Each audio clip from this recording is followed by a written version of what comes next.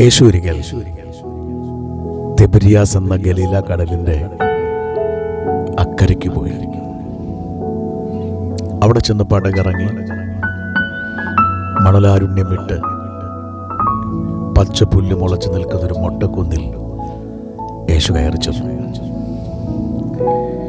യേശുവിനെ അനുഗമിക്കുന്ന ഒരു വലിയ പുരുഷാരം തന്നിൽ നിന്ന് അത്ഭുതങ്ങളും അടയാളങ്ങളും അനുഭവിക്കാൻ, തൻ്റെ വായിൽ നിന്ന് വരുന്ന തിരുമൊഴികൾ കേൾക്കുവാൻ അവരിങ്ങനെ യേശുവിനെ പിന്തുടരുകയാണ്.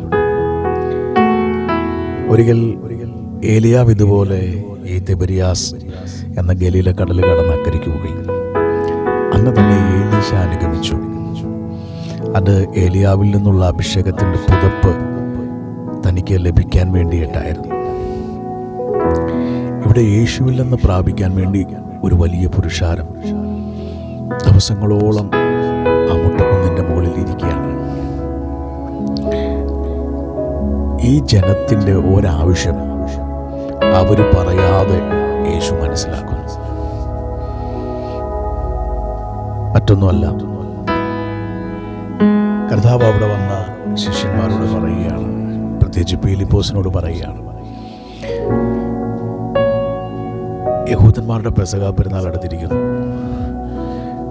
വലിയ പുരുഷാരം തൻ്റെ അടുക്കൽ വരുന്ന കണ്ടിട്ട് ഫിലിപ്പോസിനോട്, ഇവർക്ക് തിന്നുവാൻ നാം എടുക്കുന്ന അപ്പം വാങ്ങുമെന്ന് ചോദിച്ചു. ഫിലിപ്പോസ് അവനോട്, ഒരുത്തിന് അല്പമെങ്കിലും ലഭിക്കണമെങ്കിൽ 200 പണത്തിന് അപ്പം മതിയാകയില്ല എന്ന് ഉത്തരം പറഞ്ഞു. ഇവിടെ ഈ ജനത്തിൻ്റെ 3 ദിവസമായി യേശുവിൻ്റെ കൂടെ ഇരിക്കുന്ന ഈ ജനത്തിൻ്റെ വിശപ്പ് യേശു അറിഞ്ഞു. അവരുടെ ദാഹം യേശു അറിഞ്ഞു. അതവർ പ്രാർത്ഥിച്ചതല്ല. കർത്താവ് ഞങ്ങൾക്ക് വിശക്കുന്നു എന്ന് യേശുവിനോട് അവർ പ്രാർത്ഥിച്ചില്ല, ചോദിച്ചില്ല. അവരുടെ ആവശ്യം അറിഞ്ഞ കർത്താവ് അവിടെ അത്ഭുതം ചെയ്യുകയാണ്. ബാല്യക്കാരൻ്റെ സൗഖ്യത്തിന് വേണ്ടി യേശുവിൻ്റെ അടുക്കൽ വന്ന യജമാനനെ നമുക്കറിയാം.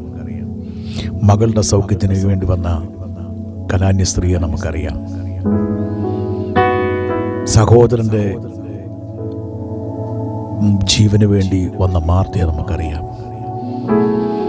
അങ്ങനെ യേശുവിൻ്റെ അടുക്കൽ വന്ന പലരെ നമുക്കറിയാം.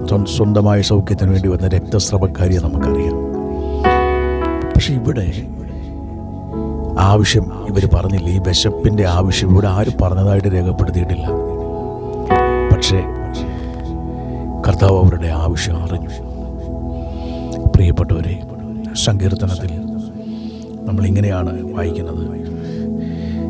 20-ാം സങ്കീർത്തനത്തിൻ്റെ 4-ാം വാക്യം, നിന്റെ ഹൃദയത്തിലെ ആഗ്രഹം അവൻ നിനക്ക് നൽകട്ടെ, നിന്റെ താല്പര്യമൊക്കെയും അവൻ നിവർത്തിക്കട്ടെ. ഈ ദിവസങ്ങൾ എന്നോട് കർത്താവ് ശക്തമായി ഇടപെട്ടൊരു ദൈവിക ദൂതാണ്. പ്രാർത്ഥനാ മുറിയിലെ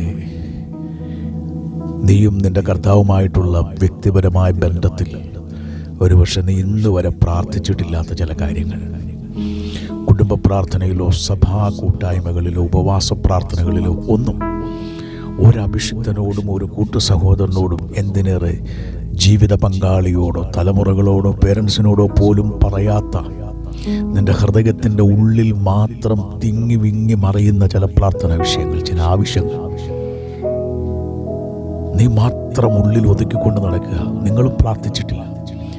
യേശു അത് കാണും.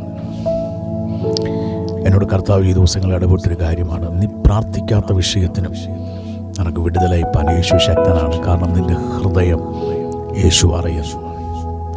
പ്രിയപ്പെട്ടവരെ, ഒരിക്കൽ ഗനേസരത്ത് തടാകത്തിൻ്റെ തീരത്ത് നിന്ന് പത്രോസിൻ്റെ പടകിൽ യേശു കയറി. ആ പടകിൻ്റെ ഓരത്ത് നിന്ന് വല കഴുകുകയായിരുന്നു പത്രോസ്. അവൻ കഴിഞ്ഞ രാത്രി മുഴുവൻ അധ്വാനിച്ചിട്ട് ഒന്നും കിട്ടിയില്ല എന്ന് അവൻ പറയുന്നതിന് മുമ്പ് യേശു അറിഞ്ഞു.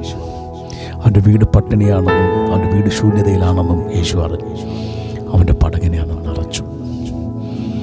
പത്രോസ് പ്രാർത്ഥിച്ചിട്ടല്ല, പത്രോസ് ആവശ്യപ്പെട്ടിട്ടല്ല, അവൻ്റെ ആവശ്യം യേശു മനസ്സിലാക്കി. ഇന്ന് രാത്രി നിങ്ങൾ പ്രാർത്ഥിക്കാത്ത വിഷയത്തിന്മേൽ നിന്റെ ഹൃദയത്തിൻ്റെ ആഗ്രഹം അറിഞ്ഞ് പ്രവർത്തിക്കുന്ന ഒരു നല്ല നാഥൻ നിങ്ങളുടെ അടുക്കലുണ്ട്. കർത്താവ് നിങ്ങൾക്ക് വേണ്ടി വലിയവ ചെയ്യും. God bless you. യേശുവിൻ്റെ നാമത്തിൽ ഹൃദയത്തിൻ്റെ താല്പര്യങ്ങൾ നിവർത്തിക്കപ്പെടട്ടെ. ഹൃദയത്തിൻ്റെ ആഗ്രഹങ്ങൾ പൂർത്തീകരിക്കപ്പെടട്ടെ. അതിൻ്റെ മേൽ ദൈവത്തിൻ്റെ മഹത്വം ഇറങ്ങട്ടെ. God bless you. ഹല്ലേലൂയ.